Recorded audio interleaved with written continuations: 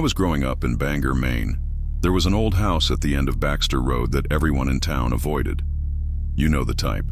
Sagging roof, windows like hollow eyes, a yard overgrown with weeds and rusting junk.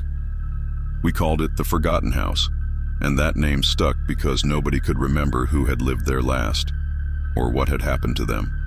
The story was always the same. People moved in, stayed a few months, and then vanished. No moving trucks, no goodbye notes. Just gone. It wasn't hard to see why. The place looked haunted, even in the daylight. But when the sun went down, the house became something else entirely. Neighbors claimed to hear voices at night, low murmurs, almost like chanting.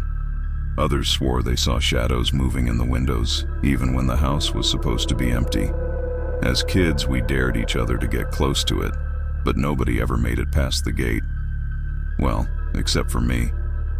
It was the summer of '94, and I was 13, old enough to know better, but too stupid to care. My best friend Robbie and I were playing by the woods near Baxter Road when he came up with the idea. "Bet you won't go inside the Forgotten House," he said, grinning like the idiot he was. "I'm not scared," I shot back, though my stomach churned just thinking about it. "Prove it." I wish I'd told him to shove it. But at 13, your pride is worth more than your common sense. So that's how, on a hot July evening, I found myself standing at the gate of the Forgotten House with Robbie beside me, a flashlight in one hand and a dumb sense of invincibility in the other. "You coming?" I asked, trying to sound braver than I felt. Robbie shook his head. "Nah, someone's got to keep watch. Coward. Dead guy." I hopped the gate and started up the cracked stone path. The house loomed above me, its dark windows watching like a predator sizing up its prey. The front door was unlocked, of course. It swung open with a groan that sounded like a warning. "Hello?" I called, my voice trembling. Nothing. Just the faint creak of the house settling and the smell of mildew and rot. I stepped inside. The air was heavy, thick with a silence that pressed against my ears. Dust coated every surface, and cobwebs hung like tattered curtains. The floorboards groaned under my weight, and I felt like the house was aware of me, like it was listening. I told myself I'd just take a quick look around and leave. But then I saw the staircase. It was old, the kind of staircase you'd see in one of those gothic horror movies. The wood was blackened with age, and the banister was carved with strange symbols. Symbols I didn't recognize but couldn't stop staring at. I should have turned back. But something about that staircase pulled me in, like a fish caught on a hook. I climbed the steps, each creak echoing through the house like a gunshot. When I reached the top, I saw a hallway lined with doors. Most were closed, but one at the end was ajar. "Robbie," I called, even though I knew he wasn't there. The door creaked open a little wider. Against every instinct in my body, I walked toward it. Inside was a small bedroom, empty except for a wooden rocking chair. It was facing the window and it was rocking. Slowly, back and forth. There was no wind, no one else in the room. "Hello?" I whispered. The chair stopped, and then it turned to face me. There was no one sitting in it, but there was something. A shape, a shadow. It was darker than the room around it, darker than anything I'd ever seen, and it had no edges, no form. But it was there, and it was looking at me. I froze. My legs felt like lead, my lungs like they were filled with cement. The shadow moved. It didn't walk or crawl. It slid across the floor, soundless, shapeless. And then it spoke. Not in words exactly, but in whispers that slithered into my ears and burrowed into my brain. I couldn't understand what it was saying, but I knew it was speaking to me, about me. "Get out," I managed to choke out, though my voice sounded small and pathetic. The shadow didn't listen. It kept coming closer, and as it did, the whispers grew louder, sharper, more insistent. I stumbled backward, tripping over my own feet. "Leave me alone!" I screamed. The whispers stopped. The shadow paused just inches away from me. For a moment, everything was still, and then it lunged. I don't remember running down the stairs or out the door. The next thing I knew, I was on the other side of the gate, Robbie staring at me like I'd grown a second head. "What happened?" he asked. I couldn't answer. I just grabbed his arm and dragged him away from the house as fast as I could. I never told anyone what I saw that night. Not Robbie, not my parents, no one. A few weeks later, the house burned to the ground. Nobody knew how the fire started, but I had my suspicions. Sometimes late at night I still hear those whispers, and I wonder if the forgotten house really burned down, or if it just moved on, waiting for someone else to walk through its door. Remember, some places are better left forgotten.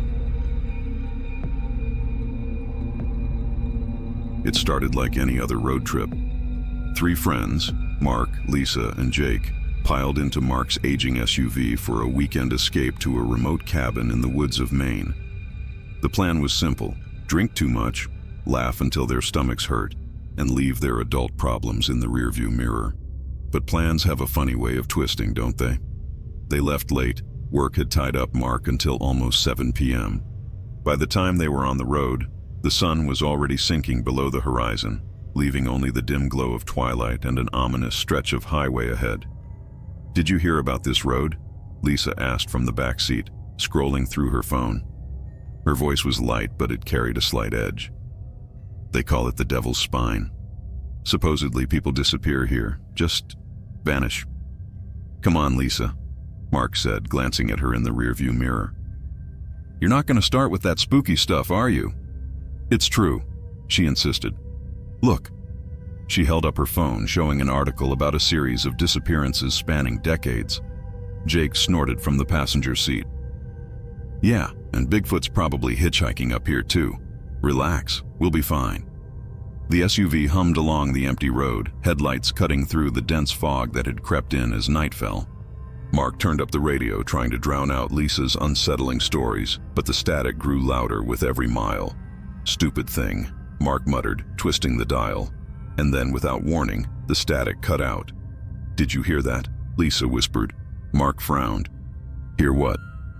"I don't know. It sounded like tapping." Jake rolled his eyes. "It's probably the wind, or a branch hitting the car." Lisa didn't look convinced, but she sat back, hugging her knees to her chest. A few minutes later, the sound came again. This time it was louder, distinct. It wasn't tapping, it was knocking. Mark tightened his grip on the wheel. "All right, what the hell is that?" Jake leaned out of his seat, peering into the back of the SUV. "Nothing's there. Maybe something's loose in the trunk." Mark nodded. "We'll pull over and check. It's probably just a bag or something." He guided the SUV onto the shoulder, the tires crunching on loose gravel. The 3 of them stepped out into the cold, damp air, their breath visible in the faint moonlight. Mark opened the trunk. It was empty. "See? Nothing," Jake said. Lisa frowned. "Then what?" Thud, thud, thud. The sound came from beneath the car. Mark froze. "Jake, grab the flashlight from the glove box." Jake obeyed, and they crouched beside the vehicle, shining the beam underneath. The light revealed nothing but dirt and shadow.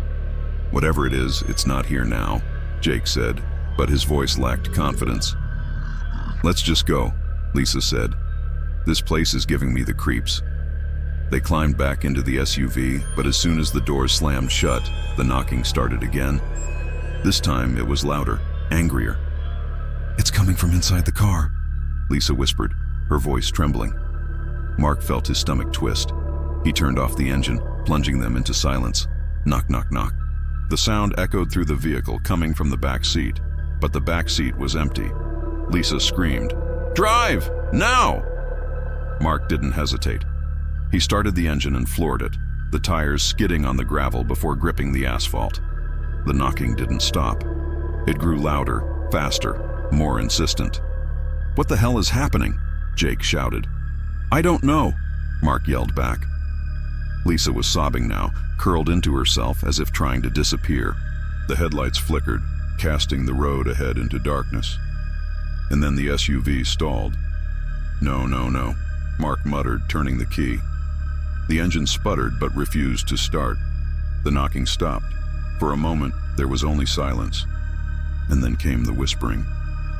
It was faint at first, like wind slipping through cracks in the windows, but it grew louder, a chorus of voices speaking in a language none of them recognized. "Do you hear that?" Lisa whimpered. Mark nodded, his hand shaking on the steering wheel. Jake was staring out the window, his face pale. "Guys, there's someone out there." Mark turned his head slowly. In the fog-shrouded darkness, he could just make out a figure standing in the middle of the road. It wasn't moving. "What do we do?" Lisa asked, her voice barely audible. Mark didn't answer. His eyes were locked on the figure. And then it moved. Not forward, not backward. It seemed to shift in place, as if flickering between 2 points in space. "Start the car," Jake shouted. Mark tried again, and this time the engine roared to life. He slammed the gas pedal and the SUV lurched forward. The figure didn't move.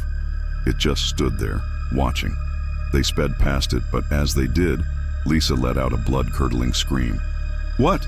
What is it?" Mark demanded. She was pointing at the back seat. Mark glanced in the rearview mirror, and his blood turned to ice. The figure was inside the car. Its face was pale and featureless, like a mannequin's. Its hands were pressed against the windows, leaving smears of dark, oily liquid. Mark swerved, trying to shake it loose, but it didn't budge. "Get out!" Jake shouted, turning in his seat and swinging a tire iron he'd grabbed from under his feet. But the figure didn't react. It just stared at them, or seemed to. It had no eyes, no mouth, nothing to indicate it could see them at all. And then, as suddenly as it had appeared, it was gone. The SUV skidded to a stop, the three of them breathing heavily. Did that just happen?" Lisa whispered. Before anyone could answer, the knocking started again. But this time it was coming from all around them, from the roof, the doors, the windows. The last thing Mark saw before everything went black was the pale, featureless face pressed against the windshield. To this day, no one knows what happened to Mark, Lisa, or Jake. The SUV was found abandoned on the side of the Devil's Spine, its interior smeared with strange, oily handprints. The locals say the road is cursed, that it demands a price from anyone who dares to travel it after dark. So if you ever find yourself driving along the Devil's Spine and you hear a knock, don't stop. Just keep driving. The Thing in the Lake. When I was a kid, my family used to spend every summer at Moosehead Lake in Maine, the kind of place where the days stretch out forever and the nights feel like a different world entirely. My dad rented the same old cabin every year, tucked way back in the woods, far from the other tourists. He liked the quiet, or so he said. That summer, the summer of '87, was different. The quiet wasn't peaceful anymore. It was heavy, like the air before a thunderstorm. The first strange thing happened the night we arrived. I just unpacked and was lying on the lumpy old couch in the living room when I heard it. A splash. Not just any splash. It sounded big, like something heavy hitting the water. I figured it was just a deer, or maybe a moose. It wasn't called Moosehead Lake for nothing. But when I looked out the window, I didn't see anything. Just the lake, dark and still, reflecting the pale light of the moon. I told myself it was nothing. But it didn't feel like nothing. The next day, my dad took me out in the old aluminum fishing boat we rented every year. The motor sputtered to life and we puttered out to the middle of the lake where the water was deep and black. "Fish should be biting today," Dad said, tossing his line in. But they weren't. Not a nibble, not even a ripple on the water. That was weird. This lake was always teeming with fish. After a while, I got bored and started staring down into the water. That's when I saw it. Something moved beneath the surface. At first, I thought it was a log, but logs don't move like that. They don't twist and turn, slow and deliberate, like something alive. "Dad," I said, my voice barely above a whisper. He didn't look up. "What?" "There's something down there." He chuckled. "Probably just a big old trout." But it wasn't a trout. I knew it wasn't. That night, I couldn't sleep. I kept hearing noises, scraping, splashing, low, guttural sounds that didn't belong. I tried telling myself it was just the wind, or maybe the house settling, but deep down, I knew better. The next morning, I found muddy footprints on the dock. Not human footprints, not animal either. They were long and webbed, like something out of a monster movie. I showed my dad, but he just shrugged. Probably a prank, he said, though his face was pale and he wouldn't look me in the eye. The third night was the worst. The air was thick with fog, and the lake was so still it looked like glass. I was lying in bed, staring at the ceiling, when I heard it again. The splash. This time it was closer. I got up and crept to the window. The fog was so dense I could barely see the water. But then something broke the surface. It was huge, easily the size of a car, and it moved with an eerie grace, sending ripples across the lake. I should have run back to bed, pulled the covers over my head, and pretended I didn't see anything. But I couldn't look away. The thing rose higher, and I saw its face, or what I think was its face. It had eyes, small and black, glinting in the moonlight. Its skin was slick and gray, glistening like wet stone, and its mouth was full of jagged needle-like teeth. It looked up at the cabin. It looked at me. I stumbled back from the window, heart pounding, and ran to my parents' room. "Dad!" I shouted, shaking him awake. "What?" he mumbled, half asleep. "There's something in the lake." He sat up, groggy but alert. "What are you talking about?" "I saw it. It's huge, and it's—" A crash cut me off. Something hit the dock, hard. Dad grabbed the flashlight and headed for the door, muttering under his breath about raccoons or some other nonsense. I followed, though every instinct screamed at me to stay inside. When we got to the dock, the flashlight beam revealed long gouges in the wood, as if something with claws had been dragging itself across it. The muddy footprints were back, but this time they led away from the water, toward the cabin. "Get inside," Dad said, his voice tight. We bolted the door and sat in the living room, the flashlight clutched in his hands like a lifeline. The hours dragged by, and the only sound was the soft lapping of water against the shore. But just before dawn, we heard it. A low, guttural growl, so deep it made the floor vibrate. The door rattled, the bolt straining against whatever was on the other side. And then, silence. We left the next morning, cutting our vacation short for the first time in my life. Dad didn't say a word the whole drive back to Bangor, and I didn't ask. We never went back to Moosehead Lake, but sometimes late at night I dream about that thing. And in those dreams, it's not in the lake anymore. It's in my backyard staring at my window, waiting,